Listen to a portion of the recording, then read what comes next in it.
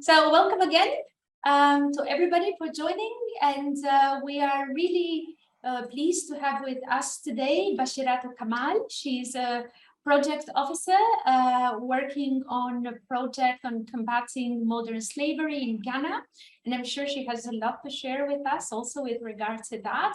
But today we are meeting on another topic. We are meeting on, although related to that, we are going to discuss today issues of the legal framework on anti-discrimination at a global level, but also at the level of the continent in Africa. And it's very much related to the two video lectures, the excellent video lectures that Bashiratu recorded for us in the course Subordination and Discrimination in Global Supply Chains. If you haven't watched the videos, please do, because they are very interesting.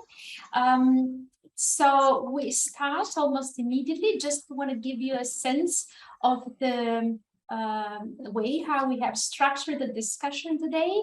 We will give, I will make a general question to Bashiratu for her to give some opening remarks. And after that is open for questions. We want to use this time only for a discussion among our especially between you and Bashiratu. So please feel free to use the space to actually make questions to her.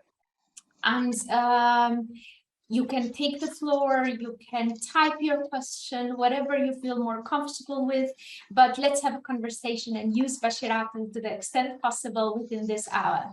So Bashiratu, some of the comments on the platform also are pointing to this discrepancy in between the legal framework, the existence of different regulations on anti-discrimination, and the poor state of application. So perhaps just to start the conversation with, what do you think are some of the main reasons behind this discrepancy? Well, thank you, and hello, good afternoon from Ghana. It's 12 noon here, lunchtime already. Thank you for also joining. I think that one of the commonest things that we hear every day in Africa is our leaders are always quick to ratify conventions or sign up to international laws and all that. But always there is a challenge and a very big gap when it comes to implementation of such.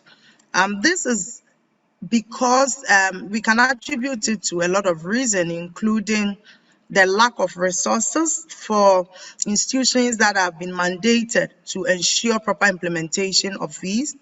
Also can be attributed to one, mostly when these conventions and other international instruments are ratified, domesticating it becomes a problem. So you have countries ratifying so many conventions, but are yet to domesticate those conventions. So it becomes difficult because it is only during domestication that you are able to streamline that particular international law to be in consonance with your national regulations, like your constitution of the country. Then also in terms of staffing, so you would have bigger issues with staffing for institutions that are mandated to work. So I'll give a brief example, like in Ghana, there are instances when you need the Labor Department to go and do inspections. For instance, if a company does not allow women to go on maternity leave, Ghana has ratified it, it's enshrined in the Labor Act. But most of the cases, you have to provide fuel. So it's either you are the one who will transport the officers from their places of work or wherever they are to the factory or industry and then transport them back again. So it becomes a very big challenge as well. Then inability of institutions to crack the whip when companies breach the laws. So when the punishments that are supposed to be given out when companies breach the laws are not so huge, also because some of the court cases might delay for 2 years, 3 years, and 4 years. So it becomes difficult, and people sometimes get frustrated and leave the system, or even just decide to leave the cases altogether as well. So these are some of the things that account for the discrepancies that we have between the regulatory framework and implementation, and making it actually work more for the workers, and for the reasons why we decided as countries to also ratify these conventions or international regulatory frameworks as well. Thank you, Adlira. Thank you very much, Bashiratu. It's open for questions. You have watched the videos also and had a chance to look at the exercises, so please feel free to ask Bashiratu whatever question you might have.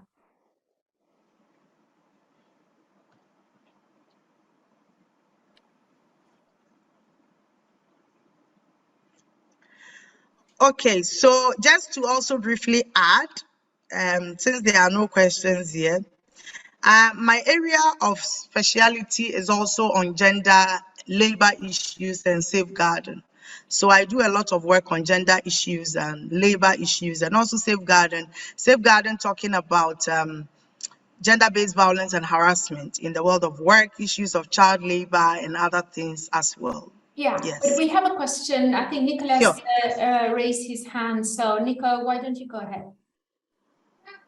Yes, hello from Buenos Aires in Argentina, and apologize for probably for the side noise.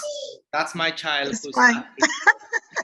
So you are a very sitting. concrete question. Which, well, I also work very much on these issues in Argentina, and also specifically the issues of racism and the people of African descent. So it touches very much a part of what I do, both as a unionist and as a I call myself an applied researcher, because I see, I mean, the problems in Argentina are quite similar in the sense that it's a typical country that ratifies many conventions, but still implementation is hard. So my question has to do with, rather than the legal framework, with practices. And I'm curious on how you interfere with practices, including the practices within the unions that are part of the problem, in my understanding. And sorry, hello, please. Please go ahead. No, I mean, again, we have two types of problems or challenges. One is legal, but I would mostly pay attention to practices. How unions can actually modify practices. Are there experiences that you can share with us? And my question is, well, this is my question because I can't go further. Sorry for that. And thank you so much. Okay. No, that's fine. So with regards to practices, I think that there are some examples to share where even some of the regulatory framework internationally that have not been ratified are being used by unions in collective agreement, those that are around anti-discriminatory practices and others that seeks to ensure that there are no exploitation of workers as well. But beyond that, as trade unions, our work is a double-edged sword. So we also play a watchdog role with employers and government, in addition to ensuring that our workers are working in decent conditions as well. But interestingly, trade unions themselves as employers, I like your question because it asks us the question about how trade unions themselves also behave when it comes to how they treat their own staff in their offices. That is, workers of the unions who go out to organize and to ensure that workers are protected well. So for practices, it is difficult. One, I gave the example of resources, why it is difficult for them to even undertake inspections and other things as well. And that can also be attributed to why in practice things are so difficult. In instances where there have been countries have succeeded in domesticating conventions, and they have these conventions even enshrined in their Labor Act, its implementation even at the workplace level becomes difficult because employers are not complying. Employers are using the new forms of employment, which also strengthens so much these issues we are discussing about anti-discrimination. So everybody is employing from a recruitment agency because they do not want to be responsible, So in practice, all these things are making work so difficult. So sometimes some of the conventions also overlaps. So you have a convention on maternity protection. Then there is a convention on private employment agencies, where also the flexibility for countries to ratify conventions in part and not in full also becomes something that makes it difficult for it to be practicalized. So even if you have ratified that convention, in practice, it is overlapping with another convention. That also gives employers a certain leeway to undergo certain things and do certain things. So the first convention on private employment agencies, that allows them to employ for companies. Now we have a new one, 181, that talks about the ability for workers who have been employed through agencies to form a union and to collectively bargain. But countries are not ratifying that, which is extremely important. So in practice, unions are doing their best to ensure that everyone enjoys maternity leave. At the same time, companies are employing on short contract basis. So the time that you have to say that I want to go on maternity leave after childbirth, where a medical officer gives you the excuse duty to take to your place, to show that you have actually just delivered. You take it there and the next month your contract ends. So in practice, it becomes very difficult to align with what the law itself says, because you are the same person whose contract has ended and they are not renewing the same contract for you. So you go home to spend the other days in the house, then nobody becomes responsible for paying, for those ones as well. So it's a difficult thing, and trade unions themselves are also at fault when we want to also talk about it, because some of the unions themselves are not even abiding by some of the conventions that have been ratified, instead of becoming models for employers and government to use, in doing some rights by workers as well. Yeah, thank you. Thank you very much, Bashiratu. And just to emphasize that next week we are going to have a workshop exactly on this topic, which is going to actually highlight what trade unions are doing in different parts of the world. It's part of a global research that is looking exactly at questions, more precisely on questions of gender equality and what the trade unions are doing. So stay tuned also for more discussion on that, because I understand there is lots of interest on the topic. And with that, Faith, would you like to take the floor?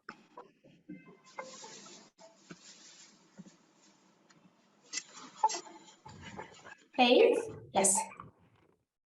Hi, my name is Faith. I'm from Kenya, and we've been having this ongoing, like the unions have been trying to get the latest ILO convention. Can you speak up a little? I can't hear you well.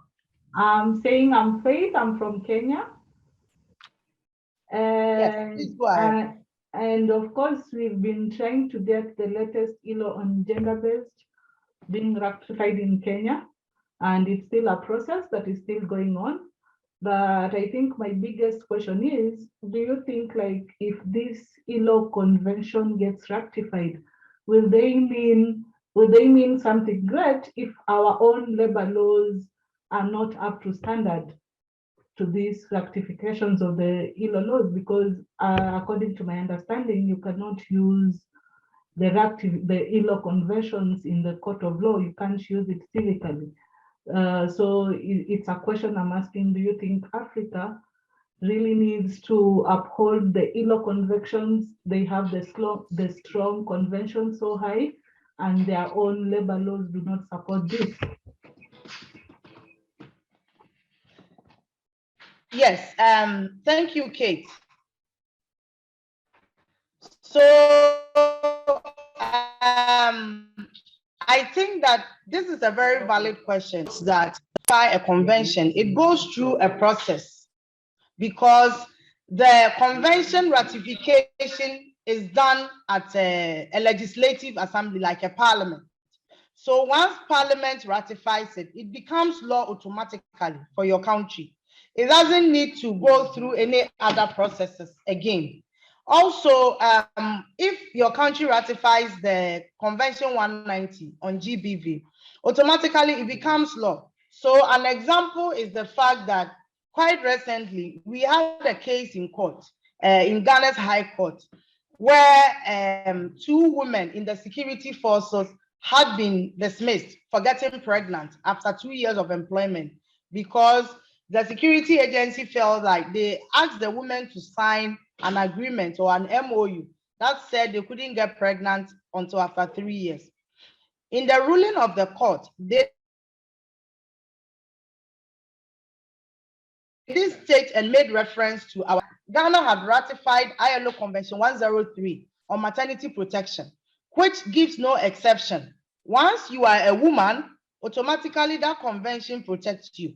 So once a convention is ratified by a country, automatically it becomes law and binding, except in cases where there are exceptions to the ratification. In that case, the exception rules and those ones that were left will not be binding on that country. And that is also a reason why once a convention has been ratified, it needs to be domesticated so that it becomes it becomes in sync with your existing law, so it doesn't conflict with what you have, especially with the constitution of countries, which are mostly the supreme law of the land, and no law can be higher than the constitution also as well. So if we are able to get the convention ratified, I'm sure that we would be making a lot of inroads, since most countries across Africa do not presently have any laws on violence against women and girls or violence against workers, even in the workplace. What most countries have are domestic violence laws, that is specific to the domestic setting. And also the South Africa that has a law on femicide as well. So that one is also a general one that can apply to the workplace. But specifically to the workplace, it's always difficult. And also most countries only have criminal code, which does not really delve deeper into issues with regards to the workplace as well when it comes to violence. That is why this convention is very important. And that is why I believe that most African leaders are also interested in ratifying it, because it saves them a lot of time in going all the way to develop new laws on violence and harassment to protect workers in the workplace. So once you get this convention ratified, you only have to do you have to go the way of looking at your own national laws to make sure they are in sync. For instance, if you have a criminal code, you look at it, and domestic violence act, to make sure that they are in sync, there are no conflict and contradiction with your own laws, and it becomes binding on you as well. So I do believe that once we ratify it across Africa, we will be better protected in the workplace against violence and harassment as well. Mm-hmm. Thank you very much. We're still open for any follow-up question on the topic, or any other topic with regard to Aisha. You want to say something, or? Yeah, I want to thank Bashiratu, and also request if she has any information on the background, why it's only a few constitutions where they recognize work for work with same work with equal value, equal pay for work with the same value, and whether you can comment on why some countries go the way that they do not recognize this, or that, like in the case of Ghana, that they leave out the part which talks about value. Thank you. Thank you so much, Aisha. Well, it becomes interesting how when they are translating the laws, they decide to rephrase it. It doesn't really make any sense, because if I decide to take a case to court now, the Labor Act says equal pay for equal work. The convention says equal pay for work of equal value. There is clearly a difference, because the comparative analysis is on the value, which is missing here. In some instances, some of the countries did those laws, like in the case of Ghana, the Labor Act. They would have done the law before they ratified the convention itself. But what should have been done is that during the processes of domestication, the Labor Act should have been changed. But thankfully, currently, Ghana is reviewing its Labor Act, and it's one of the cases that we've made. So in the draft document that have come out, they have done the adjustment to include the value. So the review has captured equal pay for work of equal value. Until the final process has ended and it's been adopted, we don't know if it will still be kept that way. But honestly, we do not know why countries decide to rephrase very specific things that, I mean, it is just specific. Why would you change it for equal pay for equal work? You know, who determines whether my work and your work are of equal, so we should be paid equally? It's the value that determines it. What are we producing? What is the outcome of our work? You know, that is what is making us determine that Bash is doing the same work as Aisha, because this is their values that they are giving us. So they should get the same, you know, salary or whatever compensation or remuneration that is due any one of us as well. Thank you very much, Bashiratu. Very interesting. But does that, I think you are also touching up on your video lecture about the fact that when you have this equal pay for work of equal value, it means you also have to set up structures that are actually monitoring and, you know, trying to also make this comparison. What is work of equal value? So it requires lots of homework. So I'm wondering, to what extent is that just a way of saying, okay, we have some reference to the language, but we are not, you know, kind of exposing ourselves to more requirements in terms of having then other structures that are trying then to do the assessment of what are works of equal value. Moreover, knowing that women are often placed in sectors where the value of their work is not being recognized because it's recognized as care work, for example, such as teachers or kindergarten teachers and so on. So what is your sense of that? To what extent is just to have a shortcut? Well, I think that in most instances, some of the systems just needs to be strengthened to be able to have an oversight responsibility on some of the things. Organizations already does appraisals. They do performance management. So if you are doing appraisals and doing performance management, definitely you know which work are the same, what the expectations are from each of the workers, how they are faring and how they are scoring, which also informs how you restructure jobs, you know, and how you are able to determine whether people deserve promotions or not. So sometimes some of the system just needs to be strengthened so that it can take care of some of the issues that arises out of the discussion.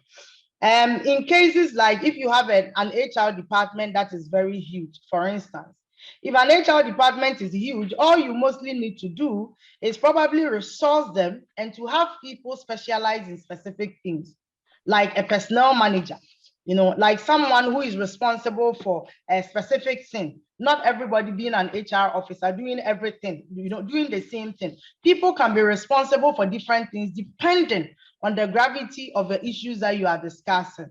Like a personnel manager, like having a compensations person who specializes in that in the same department. So you can have 6 people in the department who are specializing in different things at the same time, just to take care, you know, of the issues. In most of our organizations, we do have occupational safety and health committees. And at the same time, we have gender committees. So if you have a gender committee, in most instances, we allow the gender committee to also do the work of violence and harassment against women in the workplace, to hear cases and receive cases, because the gender committee is huge and you can always find a smaller group within them to deal with cases. So it's about one, being creative enough, you know, to identify that these work can be restructured to include A, B, C, D, and also allowing people to specialize within the same department for specific reasons so that they can better, and it also helps in terms of having swift responses. When one person is not doing everything, you know, and it's specific to people, it becomes very easy for you to address most of the challenges that the workers might be facing as well too. Yeah.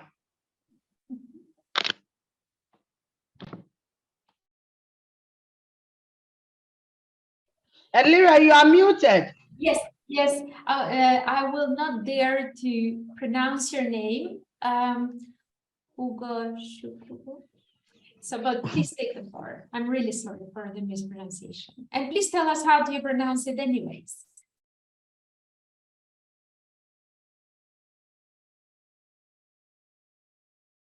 We can't hear you. You're muted. My name is pronounced Ugochukwu. Chukwu. Can you Okay, hear me that's now? easy. Hello? Yes, that's easy. It's pronounced Ugochukwu. I'm in Nigeria. Okay. The discussion is quite interesting. Actually, I want to ask a question. In relation to the practice in Africa, which also Nigeria is part of, we've observed that the problem is not that of issue of ratification of some of the conventions. We know that as member states of International Labour Organization, most of the countries in Africa, especially my country, Nigeria, ratify some of these conventions. But as we all agreed, the problem is on the aspect of implementation. But what we have come to also observe is that oftentimes to find out that the employers themselves, especially the multinationals, they have a way of negotiating themselves out of some of these conventions. And then it appears as if the government that are supposed to sit in implementation, is turning a kind of, is removing their eyes, allowing the employers to have their way. But my concern here, and my question is, to what extent is international labor conventions, applying their sanctions? Because I know that they also have the right, the power to apply sanctions to make sure that member states comply with some of these conventions. My question is, to what extent in the area of Africa, in the case of Africa, do we have instances where International Labour Organization has actually intervened by way of sanctions to make sure that some of the member states comply? Yes. Thank you. Thank you, Ugo. Aisha, is it related to this one? Can we take Ugo's first and then we take yours? So how do you feel? Yeah, I can wait. Okay, that's good. Thank you. Bashi, please go ahead. Okay, thank you. Your concern is very valid because most of us have also had issues with the fact that ILO itself can make the laws, but they cannot crack any whip, with the exception of naming and shaming, as the conference that happens every other year. Naming and shaming is also a big thing for the ILO because if a country is called in front of other over 100 countries, or a multinational is mentioned and for where the parent company is. But also the ILO, through the Committee on the Application of Standards, also drags countries to respond to queries where there are the infringement of workers' rights, in specific countries, and there are specific cases that has to do with breach of legislations as well. And the Committee on the Application of Standards, if you go to their website, they have a lot of cases and countries that have defaulted and how they've dragged those countries and some of the responses that those countries have also given to some of the queries that they have received. But the interesting thing is that there are no exceptions, like I said earlier, when we ratify a convention with regards to its application. I do not see why a multinational corporation will be exempted.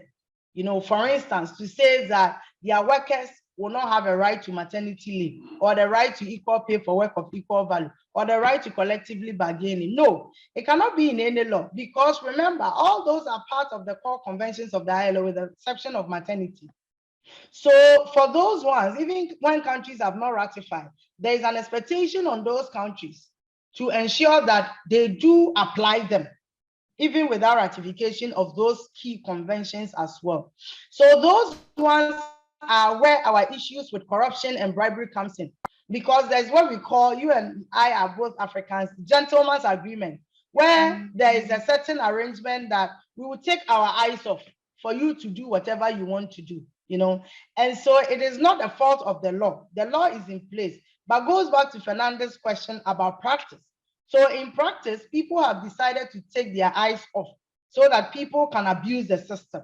And it has nothing to do with the fact that there is no law. The law is there, all right, but it's about the institutions that are mandated to ensure that the law works, who are not doing their work properly and well. That accounts for some of the gaps and the challenges that we have. And we know how some of these multinationals operate, especially the Chinese companies. They can be very evasive, you know. For them, if you leave them, they will abuse your system and get away with it and leave. But is that how it's supposed to be? Why is it that in some instances, some of the multinationals, the things they will not dare do in their countries, they will come to Africa to do it? Because people are corrupt. People will take anything. I cited an earlier example from the first question that some of our challenges has to do with strengthening institutions and the lack of resources. So if you go to the labor department to pick a labor officer to go and do inspections, then you get there and the labor officer does not have a vehicle, came on an Okada to the place and is living in the company office to give the person a ride. And this is somebody who probably have not been paid for 2 months, and the company offers to give you an envelope in that area. And some of these companies might be sited in the remotest areas where nobody is really watching. You know, so labor, some of the people might even be on the payrolls of the multinationals. So they don't care about the ills that goes on there. What they care about is how much they are making and ripping off, you know, on the bedrock of the abuse of workers that happens in some of these companies as well. That is why it is important for trade unions to also be able to show that some of these things do not go unattended to. The more we also take off our eyes and the more we also give excuses, these things will happen. And beyond this regulatory framework are also the OECD guidelines, you know, which where your parent company is in a country that is supposed to abide by the OECD guidelines and you breach it in Ghana, I can still drag you to the place, you know. So these are some of the challenges and some of the realities that we have, of which bribery and corruption is key. That allows for some of these things to go on. And remember, in Africa, our governments promise jobs without knowing how they are going to create those jobs. So theirs is, I promise 1 million jobs in 2 years. And 4 companies have come and they are going to set up a company that maybe is going to produce about 10,000 jobs. 2 companies, 10,000 jobs, which the government is going to add to their own credit. They definitely are going to bend the rules for these companies. We had an instance where I think in Uganda, a Chinese person was threatening a union person that I'm going to call the minister on you. And the Chinese person called the minister and reported the person. Before that person could say jack, that is the labor officer could say jack, there were queries from the head office that returned to the office. You know, and all these are as a result of the bribery in the system and the corruption that we have, which makes it difficult. And it gives, I mean, it's the whole system has become a system of purchase, where if you have money and you are a highest bidder, you can always have your way through. So they will not treat workers right and use the money that is supposed to be meant for workers to pay their way through the system, to be able to abuse better and to make more money out of the system from milking workers dry. Yeah. Thank you. Thank you very much, Bashiratu. Aisha. Okay, so my question goes to the issue of migrant workers, where you find that they might be experiencing extremely discriminatory conditions while at work, and some of these are performing care work, such as domestic workers. Do you think that some governments then use the excuse of institutional weaknesses to avoid enforcing or even ratifying and implementing that conventions that protect such workers? Thank you. Thank you, Aisha. So, like I mentioned in the video, some countries have not ratified Convention 189, but have gone ahead to have local laws that protect these domestic workers. You know, it's all about pointing a finger at somebody and the other 4 pointing at you. It's also about how guilty you feel when you are trying to crack the whip on another person, because you're also not treating somebody right in your own home as well. No, but otherwise, everybody in the world of work is supposed to enjoy the same level of protection, because work is work. At the end of the day, people are they are putting in their labor to help you produce something and make money. So why don't you extend that protection to everybody without exception? So most of it are intentional. And I keep saying that in Ghana, for instance, the Labor Act does not cover informal sector workers. It covers more of formal sector workers.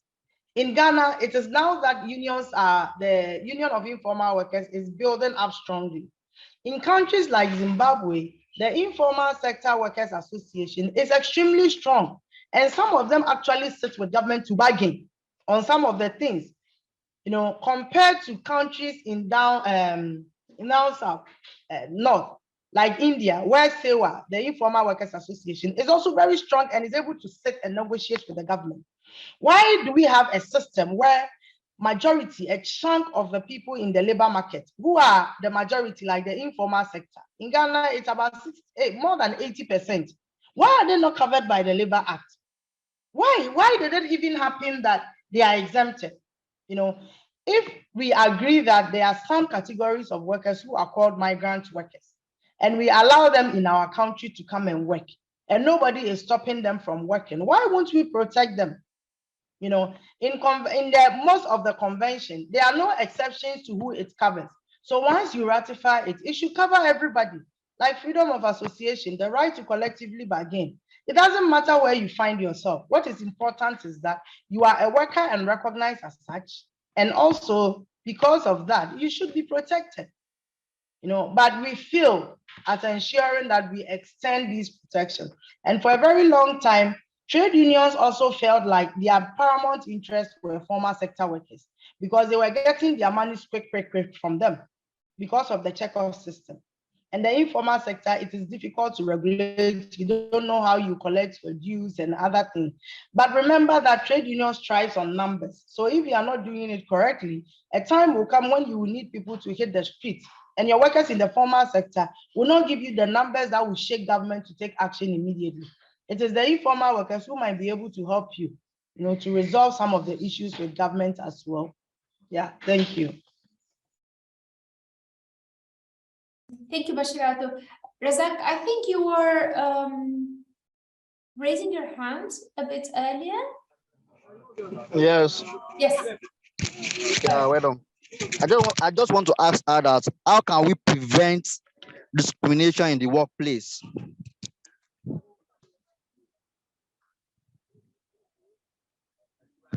That's it.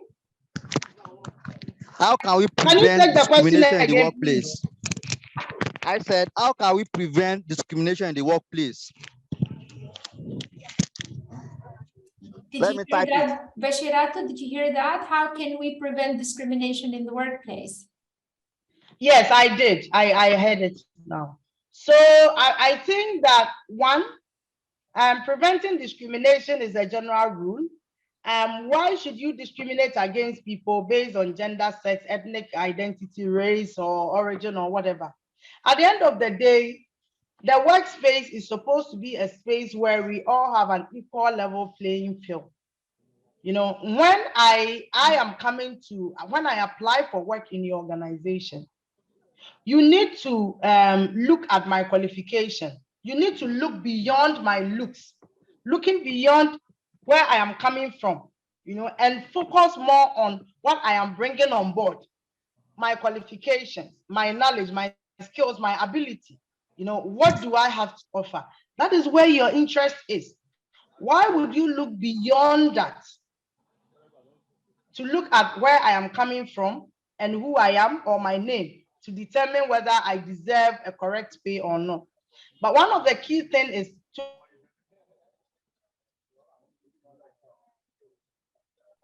Bashiratu, you are breaking and we don't see you anymore. Can you hear To us? prevent discrimination as trade union, freedom of association and right to collective bargaining is when workers can come under the of everybody in the workplace. Because collective. Can you hear me? Well, you were breaking and then you came all at once, and it was very, very fast. I'm not sure everybody got that.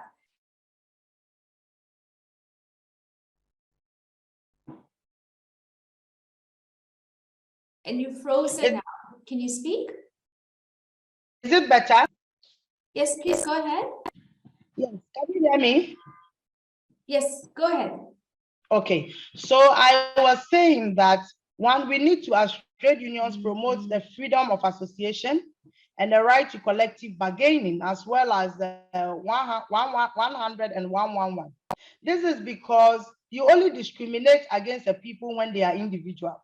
But when they are in groups, you cannot give exceptions. Like, for instance, if we go for negotiations and agree that there should be a 20% increment for everybody, you can't say that for only men, when we are all in groups and we have come to do the negotiation. It is not possible. Trade unions do not do that. So unionism is the best way to go. And ensuring that there is right to collective bargaining is also very key in the discussions as well. Then ensuring that anti-discriminatory laws are being implemented, whether it's in the Constitution, whether it's in the Labor Act, whether it's in ratified international convention or other regulatory framework. And we hold government accountable for whatever it is that they are putting in to ensure that everyone is treated fairly. And we hold multinationals and other employers accountable for making sure that these things are being adhered to. If you look at how collective agreement structures, we even have provisions around how promotion should be done, and this is to ensure that nobody is discriminated against on any grounds. So if promotion is supposed to be done according to a certain criteria, it is just to ensure that you do not look at faces to do those promotions, but you follow the laid out procedure that all of us have agreed to.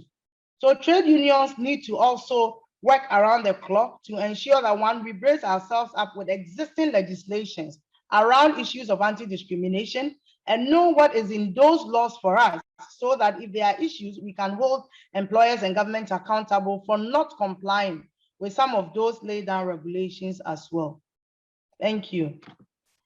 Thank you, Bashiratu. And to also perhaps go back a bit to the important question that Aisha raised about migrant workers. We have still a question about migrant workers from Nicholas, where he says that in his own country, Argentina, migration legislation is quite progressive, and yet migrant workers face strong inequities. And there's been even the local debate on slave labor emerging precisely among Bolivian sweatshops.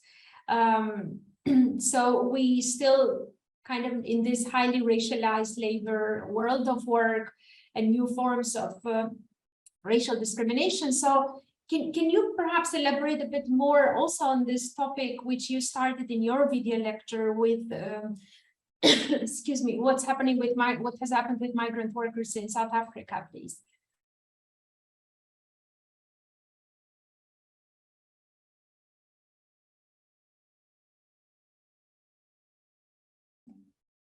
Bashira? Okay, can you hear me? Yes, we hear you now. Okay, so I think that in most instances, when we see ourselves as different people, it becomes difficult, and in South Africa, it's quite unfortunate that we have in the past few years recorded a lot of xenophobic attacks, on people of African descent, which shouldn't have been the case. And interestingly, you would realize that these attacks are calculated. So it is not something that is not planned. They know what they are doing. And the whole thing has been around because we have some Ghanaians, some Zimbabweans, some other African nationals who have spoken on camera about some of the challenges that they face and why they think that it is so. And it has been around the fact that you come to our country to take our jobs. So jobs that are supposed to be for us have been given to you to do. So you are taking up our spaces. But I came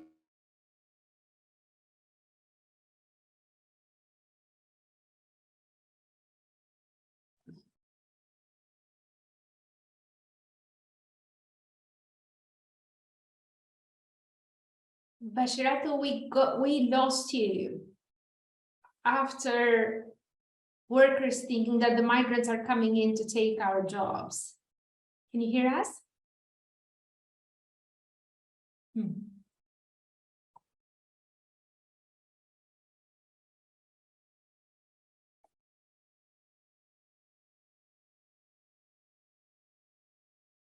Nobody can hear her, or is it just me? Okay. Just get this one. Okay, I think she logged out. She's coming in again.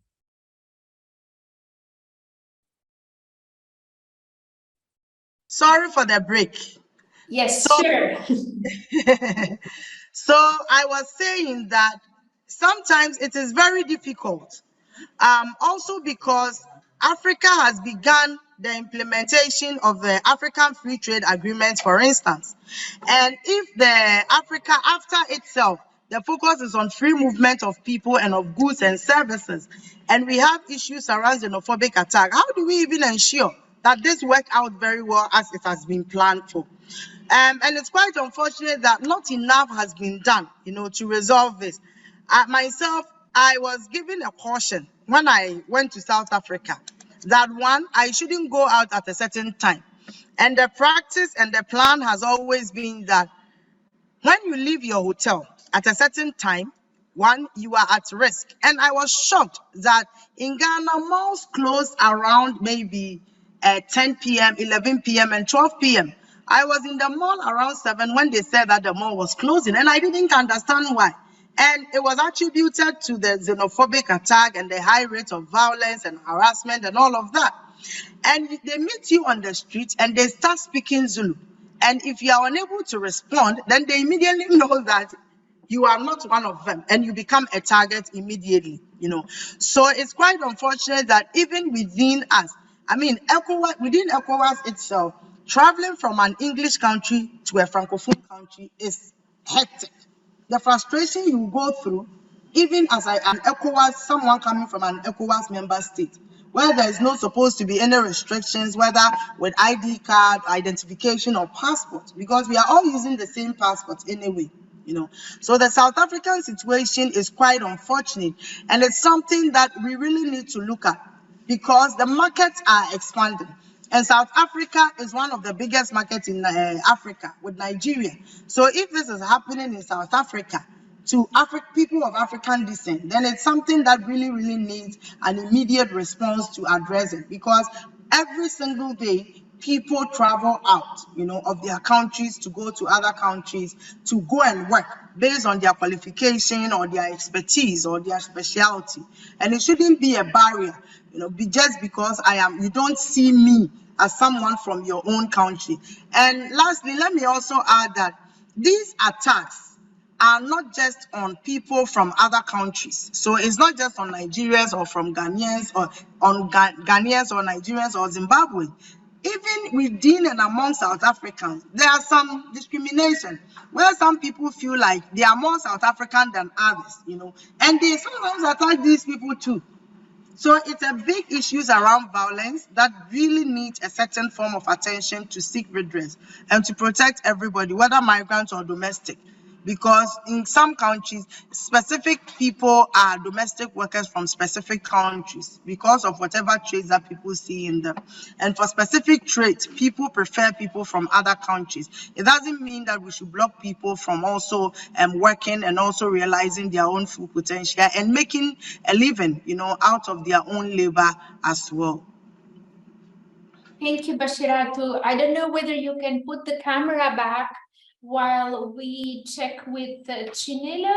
I thought you raised your hand. You want to say something? Yes, I did raise my hand. Good afternoon.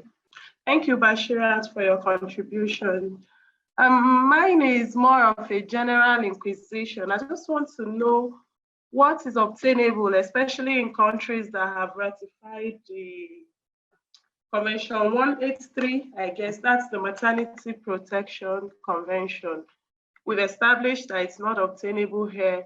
But I do also know, like I noted in the discussion, that here we are entitled to about 120 days, and that is inclusive of your annual leave.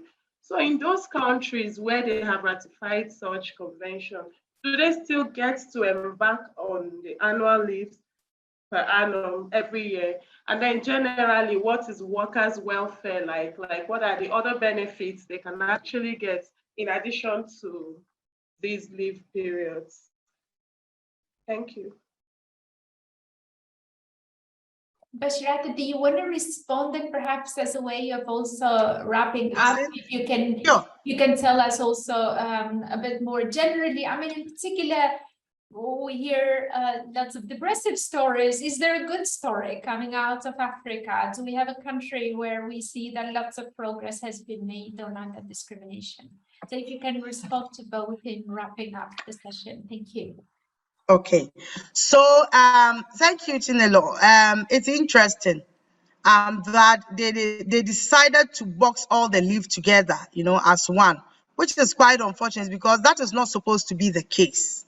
Because in countries like, let me use Ghana and South Africa, in the labor laws, maternity, Ghana has ratified Convention 03 and 103 that gives 12 weeks maternity.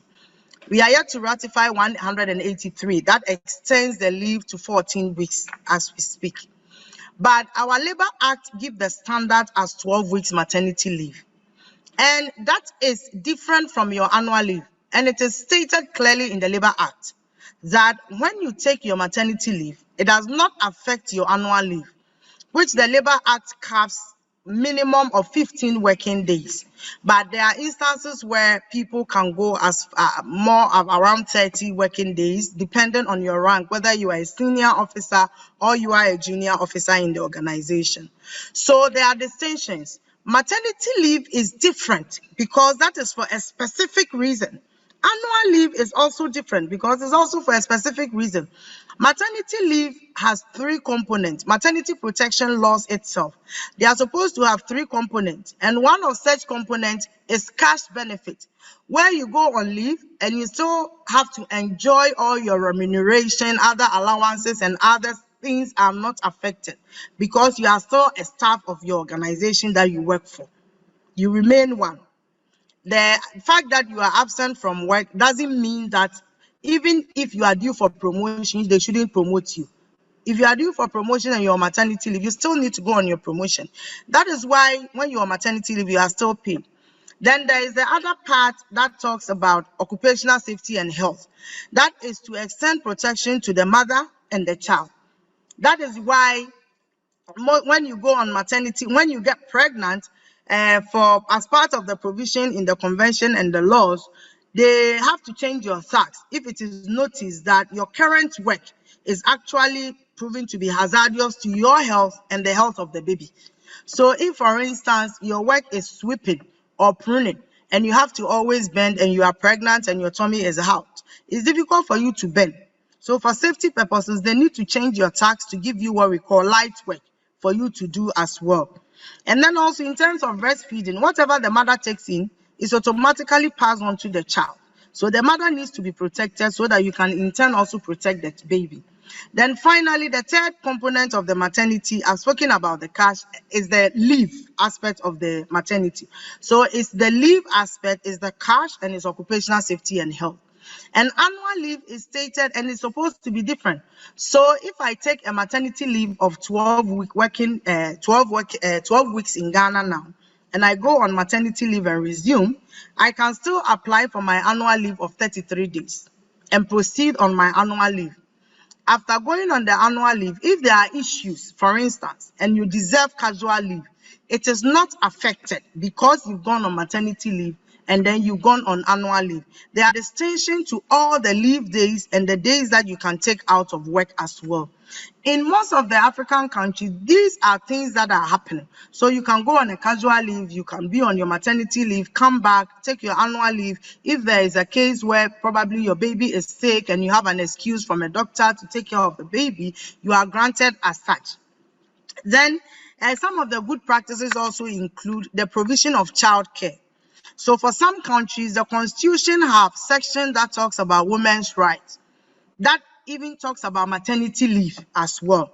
That talks about the fact that employers need to provide childcare facilities so that women who have resumed from maternity can actually bring their babies and keep the babies there whilst they go about their normal duties. So in instances where countries might not be able to provide childcare, there is a way that they subsidize to support the women so that they can keep those children in creches or in schools whilst they come to work. And then we have breastfeeding break of 1 hour in Ghana. In other countries, it might be 2 hours. And in most of the other African countries, they have breastfeeding break, whereby when you resume work from maternity, people don't they don't work the normal 8 hours because they have a little baby. And some countries have years, so they can say that from maybe the time after your maternity leave, which is supposed to be 12 weeks, which is calculated to mean 3 months, up to when the child is 1 year, 6 months, you will have 1 hour breastfeeding break. Most people combine that 1 hour breastfeeding break with their normal break time, making 2 hours. So they either come to work 2 hours late or they close from work 2 hours earlier. So when I come to work at 8 a.m., as I am expected to, instead of closing at 5 p.m., I close at 3, so that I add my breastfeeding break of 1 hour plus the extra break hour that I have, and then go home quickly to take care of the baby. So these are some of the practices in other countries. It's quite unfortunate that it's one of the key conventions when we are talking about increasing the numbers of women in the labor market and in the workplaces. Because for reasons of maternity, a lot of women have exited the formal sector into the informal sector, where they feel like they can best regulate their own working hours. And I keep telling people that trade unions do not manufacture members. Trade unions get members from companies. So if I come to your organization to organize and I see only men, I will organize men. So in the end, I will not have women as members of my union, and it is not my fault. It is the fault of the employers, because the employer and the government and people who are supposed to put the employer in check to ensure that they are not discriminating and they are doing right are not doing it. So employers are having a lean way.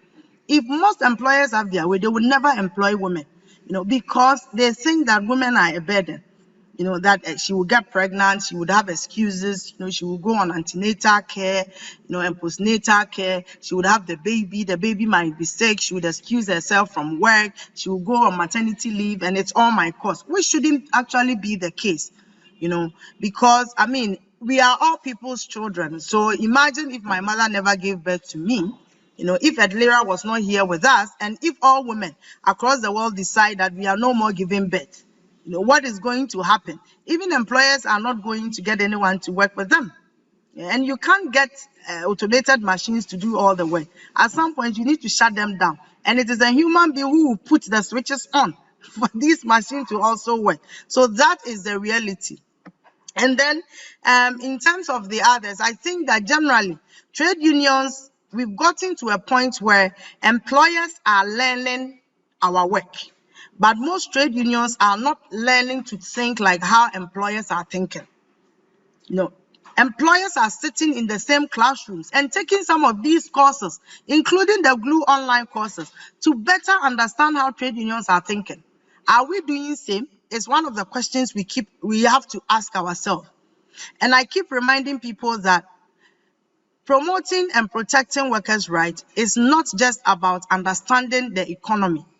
It's also about understanding industrial relations, and industrial relations goes beyond just the economy.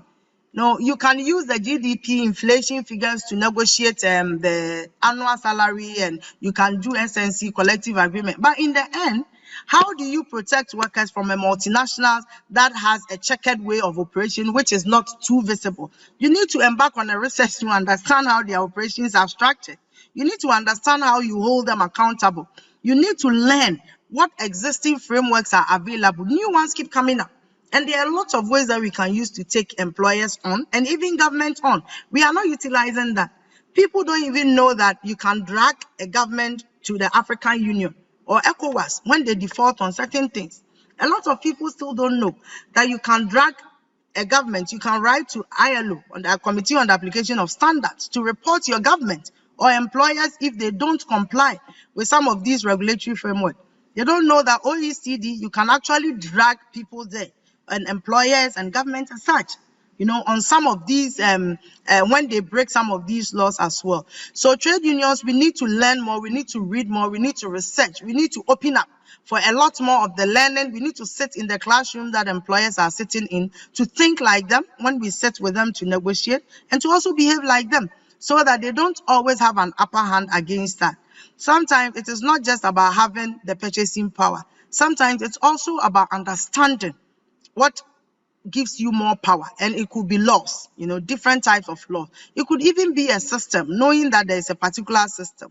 I remember also finally, I remember that we had this meeting that most people didn't even know that Article 27, Clause 2 of the Ghana Constitution gives the right to childcare in Ghana for working mothers, because childcare is not provided for in Ghana's Labour Act.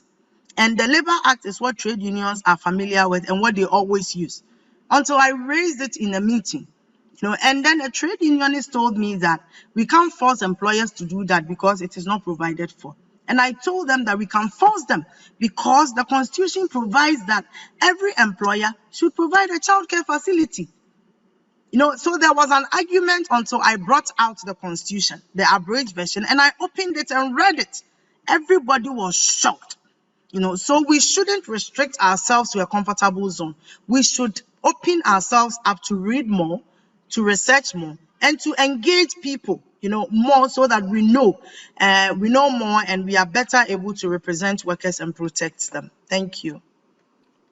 Well, thank you very much, Bashiratu. This was very, very interesting and very inspiring ending of it, really outlining all the possibilities that are there. And I hope we are contributing with this online course to really kind of discussing these possibilities and expanding the horizon of different interventions. Thank you very much to everybody for joining us. We are meeting on Thursday again.